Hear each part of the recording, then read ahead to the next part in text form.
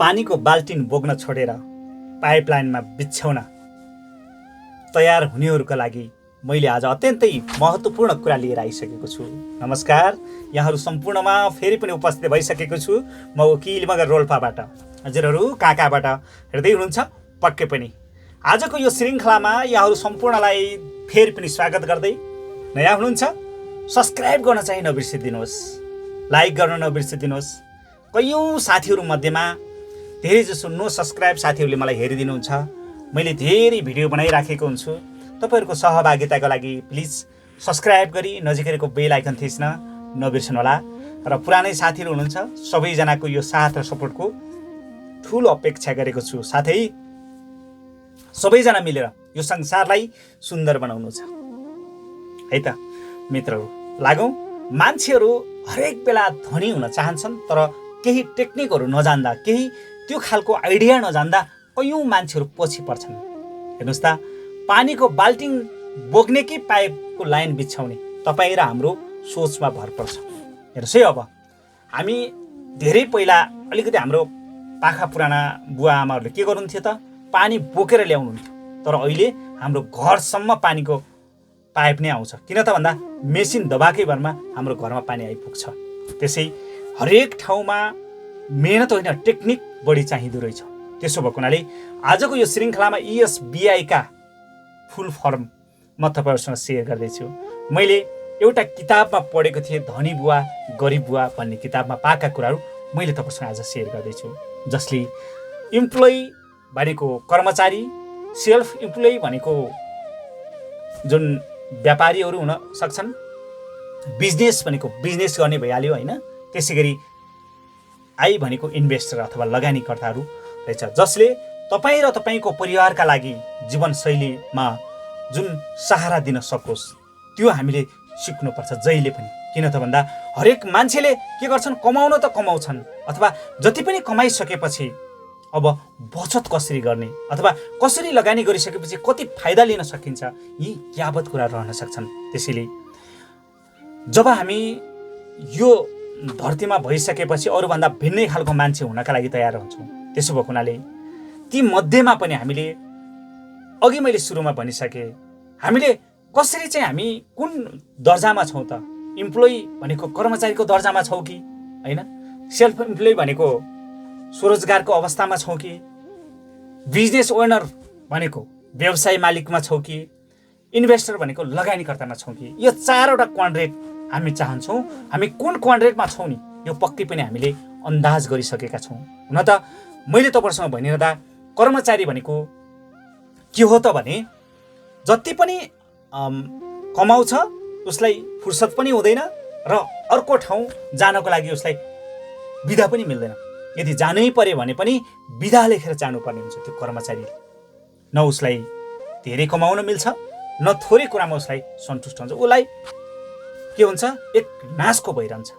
त्यसो भएको हुनाले कर्मचारी अथवा सेल्फ इम्प्लोइ भनेको त्यो हो कुरा। यी भनेको इम्प्लोइ हो। त्यसै गरी सेल्फ इम्प्लोइ अथवा स्वरोजगार कुन कुन पर्छन् त भन्दा, ती व्यक्तिहरू भनेको व्यापारीहरू हुन सक्छन्, किसान हुन सक्छ। कस्तो त भन्दा स्वरोजगार आफैले आफैलाई के गर्छ त, रोजगार दिन्छ, स्वरोजगार दिन्छ। तर कुरा के हो त भन्दा उसले पनि चाहेको बेला के गर्छ त भन्दा फुर्सद हुँदैन। उसलाई दसैँ तिहार चाडपर्वहरू उसले मनाउनै पाउँदैन। किनभने ऊ स्वरोजगार हुन्छ, मतलब सेल्फ इम्प्लोइ भइराखेको हुन्छ। उसले विभिन्न पसल गरेको हुनसक्छ, अथवा सानो व्यवसाय गरेर बसेको हुनसक्छ होइन, बङ्गुर फर्म खोलेको हुनसक्छ। उसले छोडेर कतै जान नसक्ने अवस्था हुन्छ क्या। उसलाई त्यो जुन कर्मचारीभन्दा अलिकति फाइदा त हुन्छ नि, तर ऊ चाहिँ बाहिर निस्किन सक्दैन। ती मध्येमा को पर्ने भयो त भन्दा तपाईँ हामी म पनि पर्ने भयो क्या यो स्वरोजगारमा। मानौँ मैले एउटा नास्ता पसल खोलेको छु, मलाई फुर्सद भए पनि नभए नि त्यो हेर्नै पर्छ क्या, कुर्नै पर्छ, अथवा त्यहाँ चाहिँ पर्खनै पर्छ, ग्राहक आउलान् र सामान बेचौँला भन्ने हो। त्यसो भएको हुनाले म चाहिँ सेल्फ इम्प्लोइमा पर्छु अथवा यसमा पर्छु, यस क्वाड्रेटमा पर्ने गर्छु। भने बिजनेस ओनरहरू के गर्छन्, व्यवसाय मालिकहरू भनेको उनीहरूले लगानी गर्छन्, उनीहरू सँगसँगै हुन्छन्। आवश्यक परेको बेला उनीहरू छुट्टीमा पनि जान सक्छन्, जस्तै विभिन्न हुन सक्छन् होइन। ती व्यवसाय मालिकहरू के हुन सक्छन् त भन्दा आफै पनि काम गर्ने र काम सँगसँगै 2-4 जना मान्छेहरू पनि राख्ने र तिनीहरूलाई पनि परिचालन गरेर जाने हो। तिनीहरूलाई भन्छ के त व्यवसाय मालिक भन्छ। त्यसो भएको हुनाले बिजनेस ओनर भएको हुनाले उनीहरूले के गर्छन्, उनीहरूलाई पनि त्यो खालको फुर्सद हुँदैन र उनीहरू आवश्यक परेको बेला कहिलेकाहीँ उनीहरूलाई झाटझुट फुर्सदहरू हुने गर्छ र उनीहरू घुम्न पनि पाउँछन्। त्यसैगरी अर्को छ इन्भेस्टर, लगानीकर्ता। इन्भेस्टर भनेको कस्तो त? पक्कै पनि इन्भेस्टर भनेको लगानीकर्ता हो।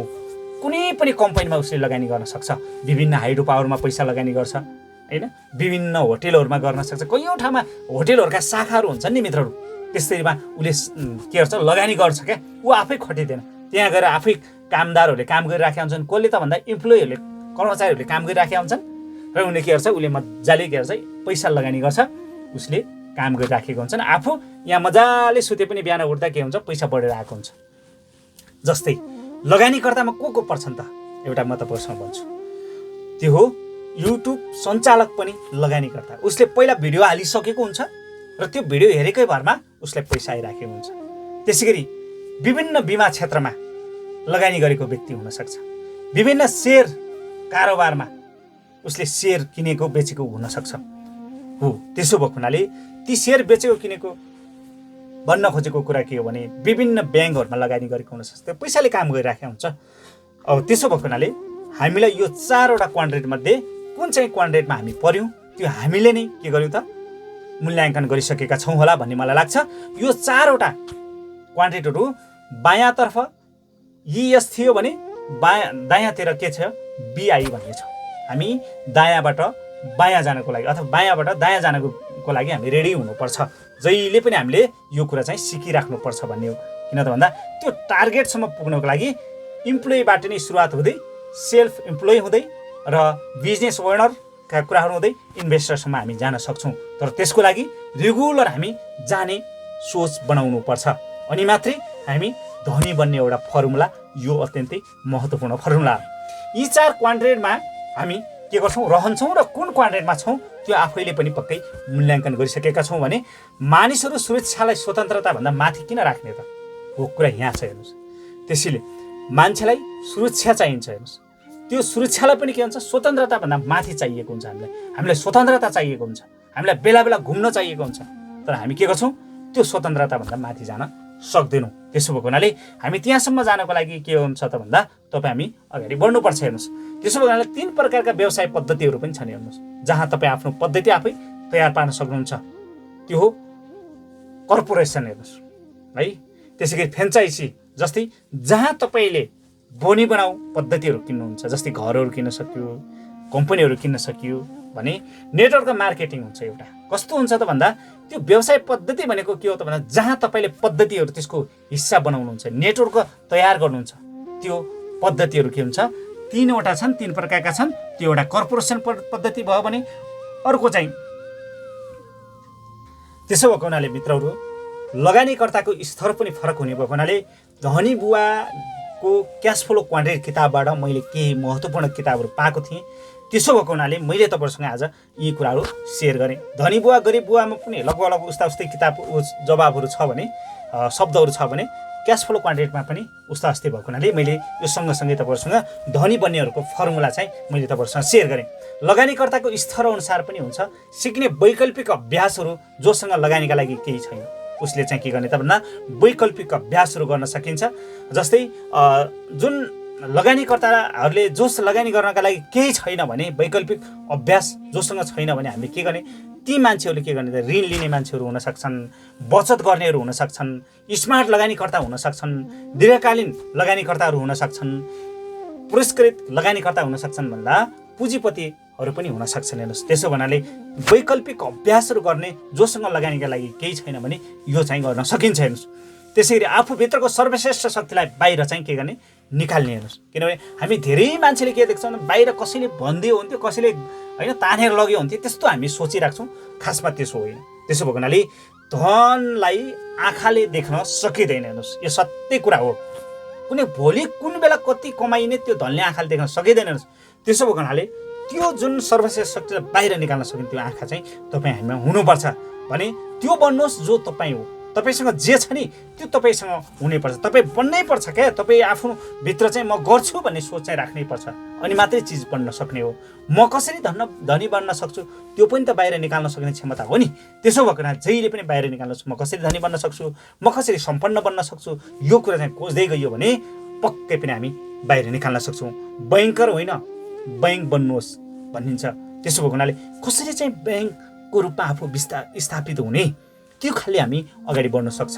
त्यसो भएको हुनाले सफल बी र आई कसरी बन्ने भन्ने कुरा पनि छ है तपाईँसँग, मैले तपाईँसँग सोध्दैछु। अन्तिमको छ बिजनेस र इन्भेस्टरको कुराहरू। बी र आई बन्नका लागि वित्तीय द्रुतमार्ग खोज्ने तपाईँका कदमहरू यो हुन सक्छन्। हाम्रा कदमहरू त्यति हुन सक्छन्। पहिलो कदम व्यवसायको ध्यान राख्ने जुन समय हो। पहिलो कदम भनेको व्यवसाय ठिक छ कि छैन त्यो खालको के गर्ने ध्यान राख्ने, त्यो खालको फोकस राख्ने, र अनि मात्रै त्यो गर्न सकिन्छ भन्ने गरी जाने, र आफ्नो क्यास फ्लो नियन्त्रणमा लिने। के छ त, रकमहरू नियन्त्रणमा लिन सकिन्छ किन्न? हरेक क्षेत्रबाट हाम्रा पवाल पारेका हुन सक्छन्।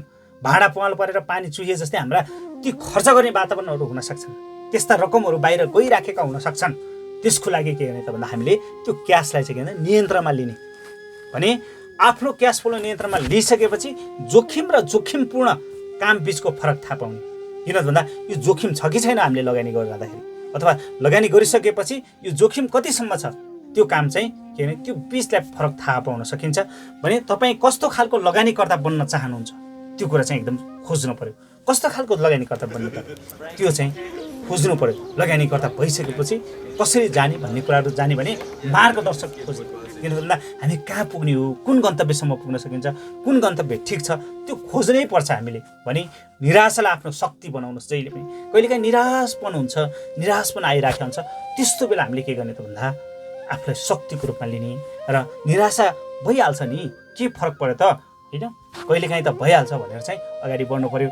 त्यो बेला चाहिँ आस्थाको शक्ति पनि राख्नु पर्यो हामीले। अन्तिममा तपाईँलाई जब निराशा हुन्छ होइन, गड भगवानप्रति हामी विश्वास राख्यौँ भने अवश्य पनि हामीलाई चिज बन्छ। मेरो कुलदेवता होइन, त्यसै गरी भगवान, विभिन्न ठाउँमा हामीले जुन आस्थाको रूपमा राख्छौँ, यो पनि हामीले राख्यौँ भने के हुन्छ, हामी अगाडि बढ्न सक्छौँ र आफूलाई निराशबाट बचाउन सक्छौँ। यो अत्यन्तै महत्त्वपूर्ण कुरा तपाईँहरूसँग सेयर गरेँ। आजको यो श्रृङ्खला तपाईँहरूलाई कस्तो लाग्यो? जस्तो लाग्यो उस्तै प्रतिक्रियाको अपेक्षा राख्दै आजको यो श्रृङ्खलाबाट बिदा हुन्छु। हस्त, नमस्कार, शुभ दिन, शुभ फल, जय होस्।